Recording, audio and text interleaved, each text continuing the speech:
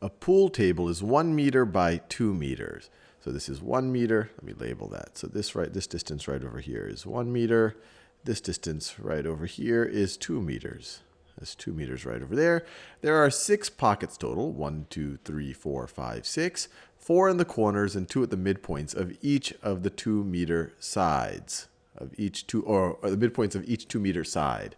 A cue ball is placed 0.25 or a quarter meter from the north wall and a quarter meter away from the west wall. So this right over here, this distance right over here, so it's a quarter meter away from the north wall. So this is 1/4 a meter. And this distance right over here is also 1/4 of a meter. So that's that distance from the west wall. The angles formed as the ball approaches and deflects forms a mirror image of each other. So this is as we approach and then we deflect, and they're mirror images. So if we could imagine a mirror right over there, we see that they are mirror images of each other. At what distance x, so then they labeled x right over here, from the southeast corner,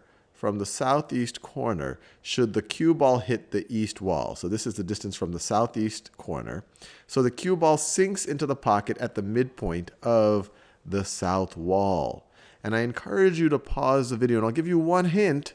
It might involve similar triangles. So let's try to work it through. So a big clue is that the approach and the deflection, that they're going to be mirror images of each other. So if they're mirror images, this angle is going to be congruent to that angle. If those two angles are congruent, then this angle, which is just that black angle, which is complementary to that black angle, must be equal to this angle. Each of these are going to be 90 degrees minus that black angle right over there. So you have this angle is congruent to that angle, and now we can construct two right triangles.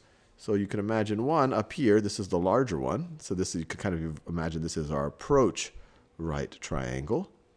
This is our approach right triangle right over here. So the top of it is parallel to the side of the pool table. And then this is our deflection right triangle right over here. Our deflection right triangle right over here.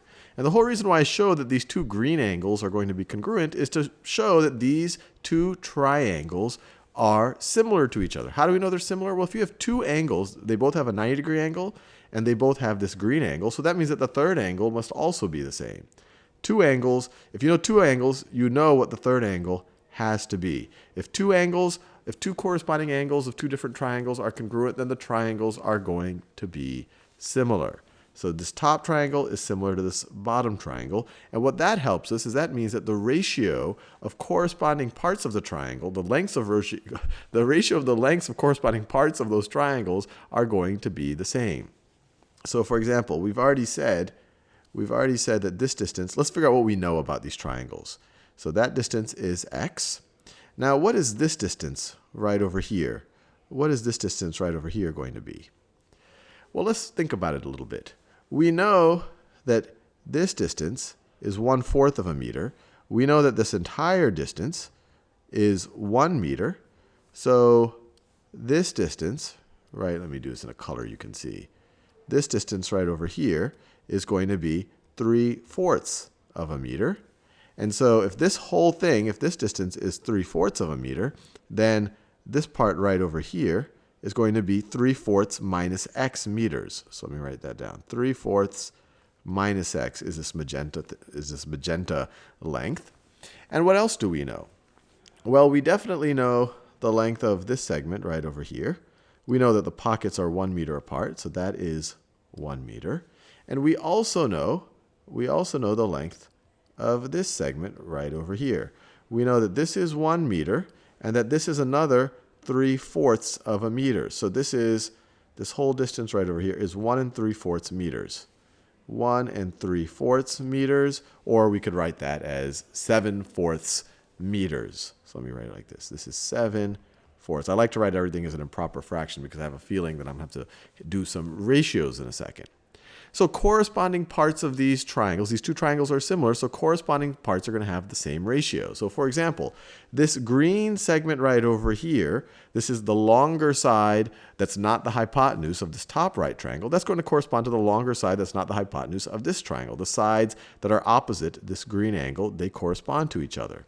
So we could say that the ratio of 7/4 to 1, the ratio of 7/4 meters to 1 meter is going to be equal to the ratio of the sides that are opposite the magenta angles. So it's going to be equal to 3/4 minus x, the ratio of 3/4 minus x, to 2x. I'm just showing that the ratio of corresponding parts are the same. So let's now just solve for x. So let's see, if we multiply both sides of this by x, if we multiply both sides by x, on the left-hand side, we end up with 7/4 x. And on the right-hand side, we're left with 3/4 minus x. Well, now we can add an x to both sides, and we're going to get, so 7/4 x plus another 4/4 x is going to give us 11/4 x is equal to 3/4. And now to solve for x, we can just multiply both sides times the reciprocal of its coefficient. So times 4/11 times 4/11. This is going to give us that x is equal to 3/11 of a meter. So if we hit 3/11 of a meter above the southeast corner of this wall, then we should hit this pocket right over here.